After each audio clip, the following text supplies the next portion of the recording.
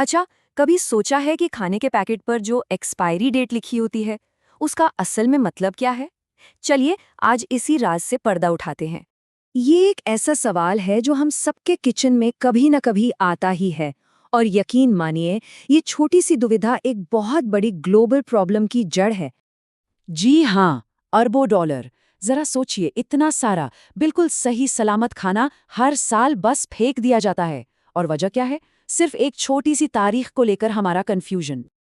तो ये कन्फ्यूजन आया कहाँ से? इसको समझने के लिए हमें थोड़ा पीछे जाना होगा। उस जमाने में जब ये तारीखें हुआ ही नहीं करती थी। तो देखिए, हजारों सालों तक तो हम अपनी सूंघने की, देखने की शक्ति पर ही निर्भर थे। फिर जब बड़े पैमाने पर प्रोडक्शन शुरू हुआ, तब कंपनियों ने ये तारीखें शुरू की। और यहाँ सबसे जरूरी बात क्या है?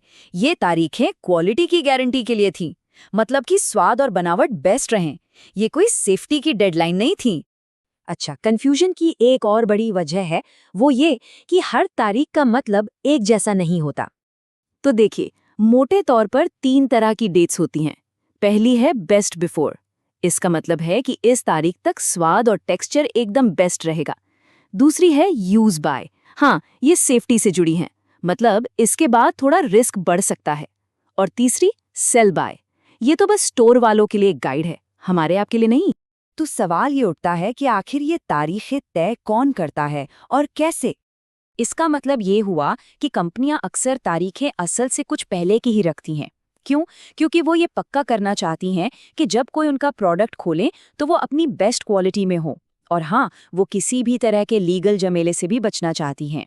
और इसका नतीजा ये होता है कि बहुत सारी चीज़ें, जैसे कि ये डिब्बाबंद सामान, सूखा पास्ता, चावल, यहाँ तक कि शहद और चॉकलेट भी, ये सब अपनी प्रिंटेड डेट के बहुत बाद तक, कई बार तो सालों तक बिल्कुल सेफ रहती हैं। तो फिर करना क्या चाहिए? चलिए, अब कुछ काम की बातों पर आते हैं कि फैसला कैसे करें।